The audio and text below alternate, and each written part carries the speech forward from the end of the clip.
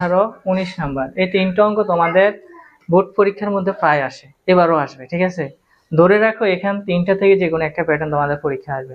এমসিকিউতে আসবে, এসকিউতে আসবে, তারপর হচ্ছে যে সিকিউ এর কতে আসবে বা সংক্ষিপ্তের মধ্যে আসবে। এই তিনটা থেকে একটা আসবে, তুমি মাস্টলি আমার কথা তুমি ধরে রাখো। যদি আমার ক্লাসটা তুমি দেখতেছো, স্কিপ করবে না। তো তোমাদেরকে তিনটা অঙ্ক খুব সহজভাবে সহজে শিখিয়ে দিতেছি যে কিভাবে তুমি সলভ করবে তোমাদের প্রবলেমগুলা তোমাদের পরীক্ষায় যদি আসে। এই অঙ্কে কি আসবে, এই অঙ্কের বাইরে তোমাদের পরীক্ষায় এই প্রশ্নগুলা দিবে না।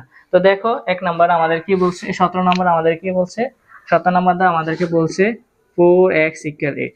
খুব সহজ, সূচক মানে সংখ্যা ভাঙানো, জাস্ট কথা। তুমি এখানে 4 আছে, 4 কে ভাঙাবা, 8 আছে, 8 কে ভাঙাবা, যত ছোট সংখ্যা দ্বারা ভাঙানো যায়। 2 দ্বারা 4 কে ভাঙানো যায়, 8 দ্বারা 8 এর 2 দ্বারা ভাঙানো যায়। তাহলে এখানে 2 দুগুণে 6, আর 8 এর আমরা যদি হিসাব করি 4 দুগুণে 8, 2 দুগুণে 6, তাহলে এখানে 2 2টা, এখানে 2 3টা, শেষ কথা। তাহলে এখানে জাস্ট বসিয়ে দিলাম। ঠিক আছে, ভিতরে পাওয়ার বাইরে পাওয়ার কি হয়েছে, গুণ হয়। তাহলে এখানে বসিয়ে দিলাম 2 2x 2 কিউব, বেস যদি একরকম হয় উভয় পাশে বাদ হয়ে যায়, 2x = 3। তাহলে এখানে x এর ভ্যালু কত স্যার, x এর ভ্যালু 3/2। কত সহজ অঙ্ক, তোমরা যদি এগুলা না পারো তাহলে হচ্ছে যে আফসোস করার প্রয়োজন। তারপর 18 নম্বর খুব সহজ, দেখো স্যার 18 নম্বর কিভাবে করে। 18 নম্বরটা, তো 18 নম্বর স্যার এই দিক দিয়ে করাইতেছি।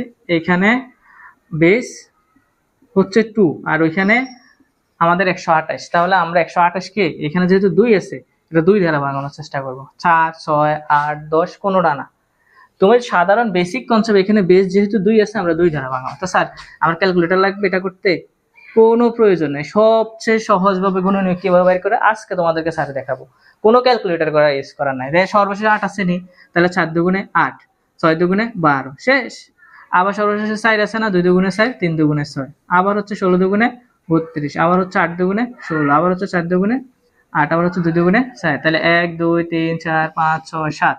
তাহলে আমরা এখানে লিখতে পারি 2x + 1 2 টু দি পাওয়ার 7। তাহলে এখানে 2, এখানে 2 একরকম বেস বাদ। তাহলে 2x + 1 = 7, +1 ওই পাশে গেলে কি হয় স্যার, +1 ওই পাশে গেলে -1 হয়ে যাবে। তাহলে 2x = 6। তাহলে এখানে 2 এর সাথে x এর গুণ সম্পর্ক, ওই পাশে স্যার গেলে কি হয়, ভাগ হয়, 6/2। তাহলে 3 দুগুণে 6, তাহলে x এর ভ্যালু হচ্ছে 3। এটি হচ্ছে আমাদের কাঙ্ক্ষিত অ্যান্সার।